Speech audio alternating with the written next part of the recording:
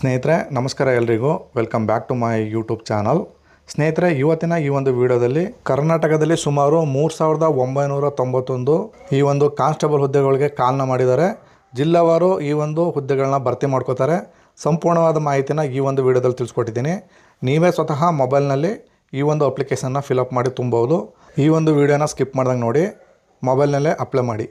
ಸ್ನೇಹಿತರೆ ನೀವು ಮೊದಲಿಗೆ ಯಾವ್ದಾದ್ರು ಸರ್ಚ್ ಬಾರ್ಗೆ ಬರಬೇಕಾಗುತ್ತೆ. ಅಲ್ಲಿ ಬಂದು KA ಅಂತ ಟೈಪ್ ಮಾಡಿ, ಅಲ್ಲಿ ಫಸ್ಟ್ ಆಪ್ಷನ್ ಬರುತ್ತೆ, ಅದನ್ನು ಕ್ಲಿಕ್ ಮಾಡಬೇಕು. ನಂತರ ಈ ರೀತಿಯಾದಂಥ ಇಂಟರ್ಫೇಸು ನಿಮಗೆ ಓಪನ್ ಆಗ್ತದೆ. ನೀವು ಇಲ್ಲಿ ಅಪ್ಲಿಕೇಶನ್ ಹಾಕಬೇಕು ಅಂದರೆ ಮೇಲ್ಗಡೆ ನೇಮಕಾತಿ ಅಂತ ಆಪ್ಷನ್ ಕಾಣ್ತಾ ಇದೆ, ಅದನ್ನು ಕ್ಲಿಕ್ ಮಾಡಿದ್ರೆ ಈ ಥರ ಆಪ್ಷನ್ಗಳು ಓಪನ್ ಆಗುತ್ತೆ. ಅಲ್ಲಿ ಮೇಲ್ಗಡೆ ಸಿವಿಲ್ ಪೊಲೀಸ್ ಕಾನ್ಸ್ಟೇಬಲ್ ನೇಮಕಾತಿ 2026 ಅಂತ ಇದೆ ನೋಡಿ, ಆ ಒಂದು ಆಪ್ಷನ್ನ ಕ್ಲಿಕ್ ಮಾಡಬೇಕು. ನಂತರ 2 ಆಪ್ಷನ್ಗಳು ಬರುತ್ತೆ. ಕಲ್ಯಾಣ ಕರ್ನಾಟಕದವರು ಒಬ್ಬರಿಗೆ ಸಪ್ರೇಟಾಗಿ ಕೊಟ್ಟಿದ್ದಾರೆ, ಇನ್ನೆಲ್ಲ ಉಳಿಕೆ ಕರ್ನಾಟಕದವ್ರಿಗೆ ಅಲ್ಲಿ RPC ಅಂತ ಇದೆ ನೋಡಿ ಮೇಲ್ಗಡೆ, ಆ ಒಂದು ಆಪ್ಷನ್ನ ಕ್ಲಿಕ್ ಮಾಡ್ಕೊಳ್ಳಿ. ನಂತರ ನೆಕ್ಸ್ಟ್ ಆಪ್ಷನ್ನು ಈ ರೀತಿ ಓಪನ್ ಆಗುತ್ತೆ. ನೀವೇನಾದರೂ ಫಸ್ಟ್ ಟೈಮ್ ಅಪ್ಲಿಕೇಶನ್ ಹಾಕ್ತಿದ್ದೀರಿ ಅಂದರೆ ಇಲ್ಲಿ ಅಧಿಸೂಚನೆಗಳನ್ನ ಓದ್ಕೊಳ್ಳಿ ನೀಟಾಗಿ. ನಂತರ ನೀವು ಅಪ್ಲಿಕೇಶನ್ ಹಾಕಬೇಕಂದ್ರೆ ಮೇಲ್ಗಡೆ ಆನ್ಲೈನ್ ಅರ್ಜಿ ಸಲ್ಲಿಕೆ ಅಂತ ಲಿಂಕ್ ಇದೆ ನೋಡಿ, ಅದನ್ನು ಕ್ಲಿಕ್ ಮಾಡಿದ್ರೆ ನೆಕ್ಸ್ಟ್ ಈ ರೀತಿ ಪೇಜ್ ಓಪನ್ ಆಗ್ತದೆ. ಇಲ್ಲಿ ನಿಮಗೆ ಒಟ್ಟು 5 ಸ್ಟೆಪ್ಗಳಿದೆ.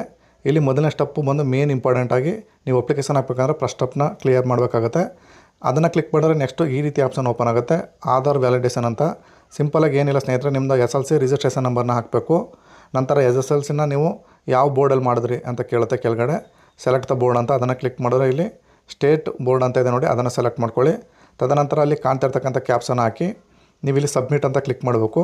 ಈ ರೀತಿ ನೆಕ್ಸ್ಟ್ ಪೇಜಲ್ಲಿ ಒಂದು ಪಾಪ ಬರುತ್ತೆ. ಇಲ್ಲಿ ನೀವು KYCನ ಮಾಡೋಕ್ಕೆ ಸಮ್ಮತಿ ಮಾಡ್ತೀರಾ ಅಂತ ಕೇಳುತ್ತೆ. ನೀವು ಅದನ್ನು ಟಿಕ್ ಪಾಸ್ನ ಕ್ಲಿಕ್ ಮಾಡಿ ಪ್ರೊಸೀಡ್ ಅಂತ ಮಾಡಿ. ತದನಂತರ KYC ಮಾಡಲಿಕ್ಕೆ ನೆಕ್ಸ್ಟ್ ಆಪ್ಷನ್ ಈ ರೀತಿ ಓಪನ್ ಆಗುತ್ತೆ. ಈ ಬಾಕ್ಸಲ್ಲಿ ನಿಮ್ಮ ಆಧಾರ್ ಕಾರ್ಡ್ನ ನಂಬರ್ನ ಹಾಕಿ, ಕನ್ಸಲ್ಟ್ ಬಾಕ್ಸ್ ಇದೆ ಅದನ್ನು ಕ್ಲಿಕ್ ಮಾಡಿ, ಕೆಳಗಡೆ ಬಂದು OTP ಆಪ್ಷನ್ನ ಸೆಲೆಕ್ಟ್ ಮಾಡಿಕೊಂಡು OTP ಪಡೆಯಿರಿ ಅಂತ ಕ್ಲಿಕ್ ಮಾಡಿ. ಇವಾಗ ನಿಮ್ಮ ಆಧಾರ್ ರಿಜಿಸ್ಟರ್ಡ್ ಮೊಬೈಲ್ಗೆ ಒಂದು 6 ಡಿಜಿಟ್ OTP ಬರುತ್ತೆ, OTPನ ಹಾಕಿ ಸಬ್ಮಿಟ್ ಮಾಡಿದ್ರೆ ತದನಂತರ ನಿಮ್ಮದು ಈ ರೀತಿಯಾದಂಥ ಫಾರಮ್ ಪೇಜು ಓಪನ್ ಆಗ್ತದೆ. ಪ್ರತಿಯೊಂದು ಸ್ಟೆಪ್ಪು ಕೂಡ ನಾನು ತಿಳಿಸ್ಕೊಡ್ತೀನಿ. ಮೊದಲಿಗೆ ಇಲ್ಲಿ ನಿಮ್ಮ ಹೆಸರು, ನಿಮ್ಮ ತಂದೆ ಹೆಸರು, ನಿಮ್ಮ ಡೇಟ್ ಆಫ್ ಬರ್ತು ಆಟೋಮೆಟಿಕ್ಕಾಗಿ ಅಲ್ಲಿ ಫೆಚ್ ಮಾಡ್ಕೊಂಡಿರುತ್ತೆ. ಇಲ್ಲಿ ಅಪ್ಲಿಕೇಶನ್ ಸೆಲೆಕ್ಟ್ ದ ಹುದ್ದೆ ಅಂತ ಆಯ್ಕೆ ಮಾಡಿ ಅಂತ ಕೇಳುತ್ತೆ ನೋಡಿ ಫಸ್ಟ್ ಸ್ಟೆಪ್ಪು. ಅಲ್ಲಿ ಒಂದೇ ಆಪ್ಷನ್ ಇದೆ ಸಿವಿಲ್ ಪೊಲೀಸ್ ಅಂತ, ಅದನ್ನು ಸೆಲೆಕ್ಟ್ ಮಾಡ್ಕೊಳ್ಳಿ. ನಂತರ ಕೆಳಗಡೆ ಬಂದು ನೀವು ಯಾವ ಜಿಲ್ಲೆಯಿಂದ ಅಪ್ಲೈ ಮಾಡ್ತೀರಾ, ಅಲ್ಲಿ ತುಂಬ ಜಿಲ್ಲೆಗಳಿದೆ, ಯಾವ ಜಿಲ್ಲೆಯಲ್ಲಿ ಪೋಸ್ಟ್ಗಳಿದೆ ಅನ್ನೋದನ್ನ ನೀವು ಅಧಿಸೂಚನೆಯಲ್ಲಿ ಕೂಡ ನೋಡ್ಕೋಬೇಕಾಗ್ತದೆ. ನಾನು ಇವಾಗ ಮೈಸೂರು ಸಿಟಿ ಅಂತ ಸೆಲೆಕ್ಟ್ ಮಾಡ್ಕೊತಾ ಇದ್ದೀನಿ. ನೀವು ಅಧಿಸೂಚನೆನ ಹಿಂದ್ಗಡೆ ಪೇಜ್ಗೆ ಹೋಗಬೇಕಾಗ್ತದೆ. ನೀವು ಮೇನ್ ಪೇಜ್ಗೆ ಹೋಗಿ ಅಲ್ಲಿ 2ನೇ ಆಪ್ಷನ್ ಇದೆ ನೋಡಿ, ಕಾನ್ಸ್ಟೇಬಲ್ ಹುದ್ದೆಗಳ ವರ್ಗೀಕರಣ ಅಂತ, ಆ ಒಂದು ಆಪ್ಷನ್ನ ಕ್ಲಿಕ್ ಮಾಡ್ಕೊಳ್ಳಿ. ನಂತರ ನೆಕ್ಸ್ಟ್ ಪೇಜು ಈ ರೀತಿ ಓಪನ್ ಆಗ್ತದೆ. ಇದು ಒಂದು PDF ಇರುತ್ತೆ. ಈ ಒಂದು ಫೈಲ್ನ ನೀವು ಸ್ಕ್ರೋಲ್ ಮಾಡಿಕೊಂಡು ನಿಮ್ಮ ಜಿಲ್ಲಾವಾರು ಎಷ್ಟೆಷ್ಟು ಪೋಸ್ಟ್ಗಳಿದೆ ಅಂತ ಒಂದ್ಸರಿ ಚೆಕ್ ಮಾಡ್ಕೊಳ್ಳಿ. ಇವಾಗ ಸ್ಟಾರ್ಟಿಂಗ್ ಕೊಟ್ಟಿದ್ದಾನೆ, ಅದು ಬೆಂಗಳೂರು ನಗರನ ಕೊಟ್ಟಿದ್ದಾರೆ. ಆ ಜಿಲ್ಲೆಗೆ ಸಂಬಂಧಪಟ್ಟಂತೆ ಯಾವ ಕ್ಯಾಟಗರಿ ಮೀಸಲಾತಿ ಎಷ್ಟಿದೆ, ಅಲ್ಲಿ ಪ್ರವರ್ಗ 1, 2A, 2B, 3A, 3B ಈ ಥರ ಎಲ್ಲ ಕೊಟ್ಟಿದ್ದಾರೆ ಕ್ಯಾಟಗರಿ. ಅಲ್ಲಿ ನಿಮ್ಮ ಜಾತಿವಾರು ಮತ್ತು ನಿಮಗೆ ಮೀಸಲಾತಿ, ನಿಮಗೆ ಕನ್ನಡ ಮಾಧ್ಯಮನ ಗ್ರಾಮೀಣ ಕೃಪಾಂಕ ಇದ್ದರೆ, ಯೋಜನಾ ನಿರಾಶ್ರಿತರಾಗಿದ್ದರೆ ಆ ಸರ್ಟಿಫಿಕೇಟ್ ನಿಮಗಿದ್ರೆ, ನಿಮಗೆ ಸಂಬಂಧಪಟ್ಟ ಯಾವ ಜಿಲ್ಲೆಯಲ್ಲಿ ಅತಿ ಹೆಚ್ಚು ಪೋಸ್ಟ್ ಇದೆ ಅದನ್ನು ನೋಡಿಕೊಂಡು ನೀವು ಅಲ್ಲಿಗೆ ಈ ಒಂದು ಅರ್ಜಿನ ಸಲ್ಲಿಸಬೇಕಾಗ್ತದೆ.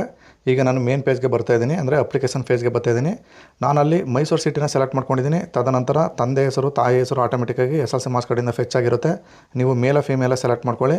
ನಂತರ ಕೆಳಗಡೆ ಬಂದು ರಿಸರ್ವೇಷನ್ ಕ್ಯಾಟಗರಿ ಅಂತ ಕೇಳುತ್ತೆ, ಅಲ್ಲಿ ನಿಮ್ಮ ಕ್ಯಾಟಗರಿ ಯಾವುದು, ನಾನು 2A ಅಂತ ಸೆಲೆಕ್ಟ್ ಮಾಡ್ಕೊಂಡಿದ್ದೀನಿ. ನಿಮ್ದು ಯಾವುದಿದೆ ಅದನ್ನು ಸೆಲೆಕ್ಟ್ ಮಾಡ್ಕೊಳ್ಳಿ. ನಂತರ ಎಂಟರ್ದ ಆಡಿ ನಂಬರ್ ಅಂತ ಬರುತ್ತೆ, ಅಲ್ಲಿ ನಿಮ್ಮ ಕ್ಯಾಸ್ಟ್ ಇನ್ಕಮ್ ಆಡಿ ನಂಬರ್ನ ಹಾಕಿ. ತದನಂತರ ಕೆಳಗಡೆ ಬಂದು ಇಲ್ಲಿ ಪರ್ಮನೆಂಟ್ ಅಡ್ರೆಸ್ ಡೀಟೇಲ್ಸ್ನ ನೀವು ಹಾಕಬೇಕಾಗ್ತದೆ. ನೀವೇನು ಆಟೋಮೆಟಿಕ್ಕಾಗಿ ತೊಗೊಂಡಿರ್ತದೆ, ಏನು ಫಿಲ್ ಮಾಡೋ ಅವಶ್ಯಕತೆ ಇಲ್ಲ. ಅಡ್ರೆಸ್ ಡೀಟೇಲ್ಸ್ ಬಂದು ನಿಮ್ಮ ವಿಲೇಜು, ಪೋಸ್ಟು ಮತ್ತು ನಿಮ್ಮ ಹೋಬಳಿ ಯಾವುದಿದೆ ಅದನ್ನು ಸೆಲೆಕ್ಟ್ ಮಾಡ್ಕೊಳ್ಳಿ. ನಂತರ ಕೆಳಗಡೆ ಬಂದು ನಿಮ್ಮ ರಾಜ್ಯನ ಸೆಲೆಕ್ಟ್ ಮಾಡ್ಕೋಬೇಕಾಗುತ್ತೆ. ನಂತರ ನಿಮ್ಮ ಡಿಸ್ಟ್ರಿಕ್ನ ಸೆಲೆಕ್ಟ್ ಮಾಡ್ಕೊಳ್ಳಿ.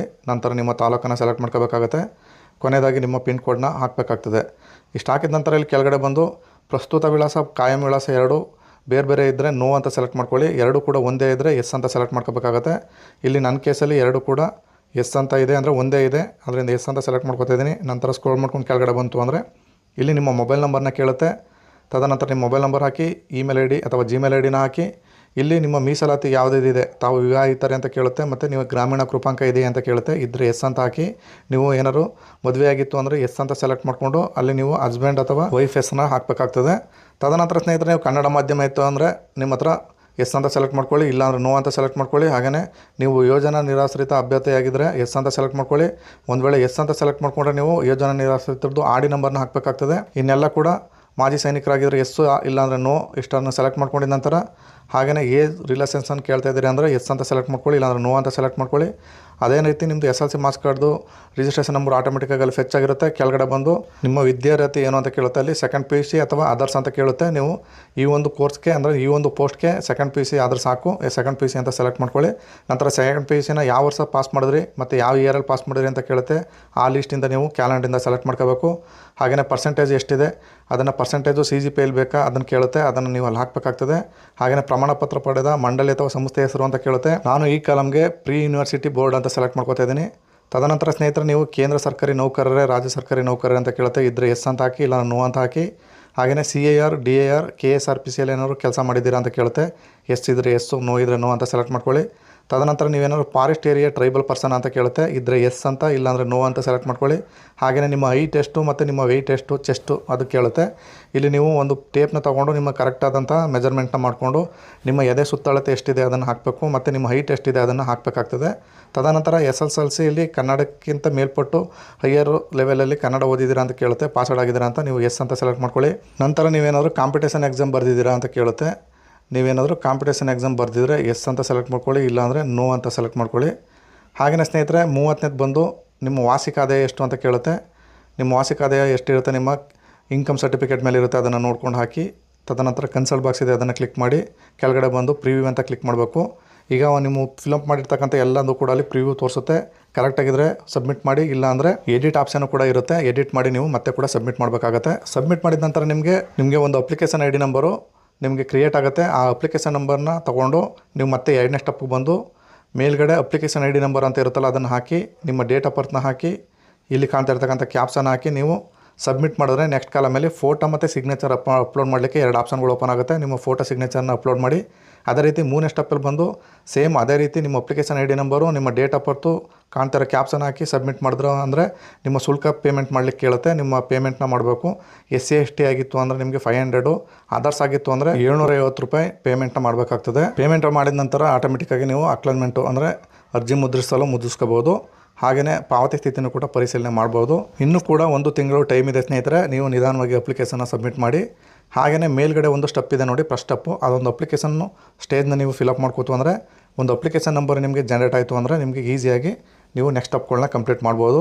ಸ್ನೇಹಿತರೆ ಇದಾಗಿತ್ತು ಇವತ್ತಿನ ಈ ಒಂದು ವಿಡಿಯೋದ ಮಾಹಿತಿ. ಈ ಮಾಹಿತಿ ಒಂದು ಇಷ್ಟ ಆಗಿದ್ದರೆ ದಯವಿಟ್ಟು ನಮ್ಮ ಚಾನಲ್ನ ಸಬ್ಸ್ಕ್ರೈಬ್ ಮಾಡ್ಕೊಳ್ಳಿ. ಇಷ್ಟು ಹೇಳಿ ಈ ವಿಡಿಯೋ ಇಲ್ಲೇ ಮುಗಿಸ್ತಾ ಇದ್ದೀನಿ. ಎಲ್ರಿಗೂ ನಮಸ್ಕಾರ.